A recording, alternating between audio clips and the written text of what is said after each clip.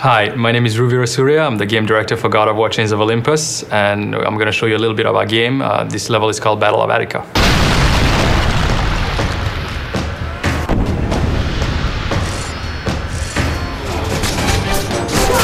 So right now Kratos is defending a Greek city on the shores of Attica against a Persian invasion.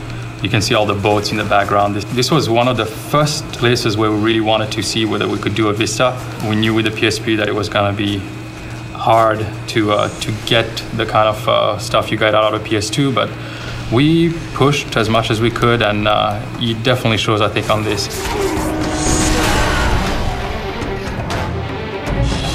As you can see from the backgrounds and from everything that's happening, that there's a lot of detail in there. The fire across the sky and the ships on fire, like left and right. The city's on fire too.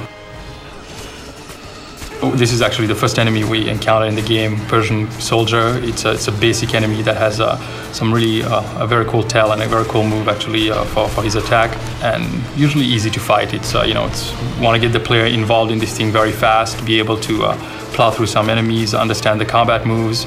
You of course get your full square combos that you've been accustomed to before.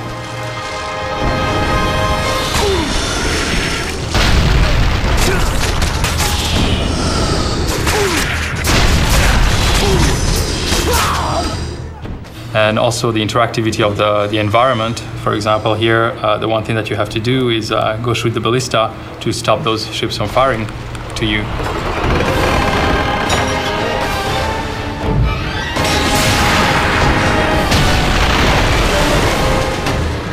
There's more fighting going on there. And for example, here we have AI against AI, which is something that one of our programmers really wanted to do, to have Greek soldiers fighting against your enemy at the same time as you are fighting. We've tried to really maximize that intense feel, for example, with the Cyclops coming through and trying to smash you.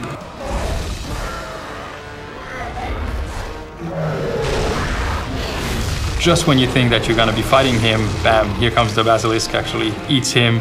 See the limbs in his mouth, just eats him up, and here you go. This is your first boss battle actually in the game, and we've worked hard to try and see what we could do with an enemy like this. It's a fire-breathing enemy, and of course which has melee attacks. You kind of have to just see the pattern actually of how he fights. He's got the 2 bites, and if you stay too far, you might be getting shot on by his fireball. We really wanted to allow the player to experience a similar thing that you've experienced in the other games, which is that feeling that you're fighting something bigger than you could ever imagine existing. In this case, this big basilisk that actually the Persians have brought onto the city to destroy the city.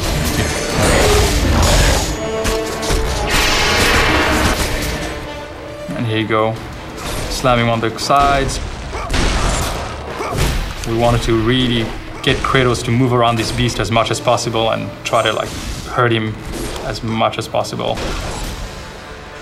And the end of the CS move actually here ends in him hitting him with a big pillar that was left over by the Cyclops that walked in. And now that the Basilisk went away, you try to chase him in this scene and finally get on the beach that you saw actually when you're on the rooftops. And you see the blood trail right now of the Basilisk having fled. He's actually entering the city at this point, and it's going to become your mission to chase him and try to stop the destruction of this Greek city. As you can see, I mean, the level of detail for the environment was something that we really, really wanted to get. We wanted to give the player the same feel as in the other games, and no excuses made just because it was a PSP game. So like I showed you before, I mean, you get your triangle combos with the hop slam down, and some of the other combos that you find in the other 2 games. For example, the special square combo that is more for crowd control, and also something that we added that I'll show you right now, which is a more focused attack that leaves you vulnerable at the end, because there's a little bit of like about a second of vulnerability that if you end up in a big group of people, you'll most likely get hit. Diversity on the combat was a really big thing for us. I know that Corey actually and the guys at Santa Monica have done an amazing job with it. So we really wanted to make sure that we didn't lose that in our game.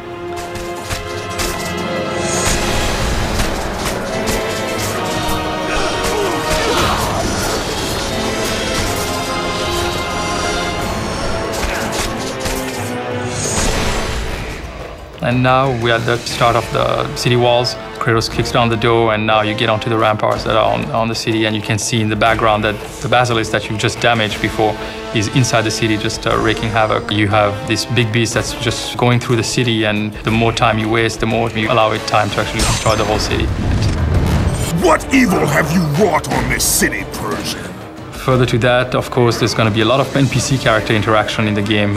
Here, for example, we have a temp cinematic of one of the first encounters. It's the Persian king, he's the leader of the invasion right now, and Kratos is here to meet him and challenge him and tell him to get out of his city, basically.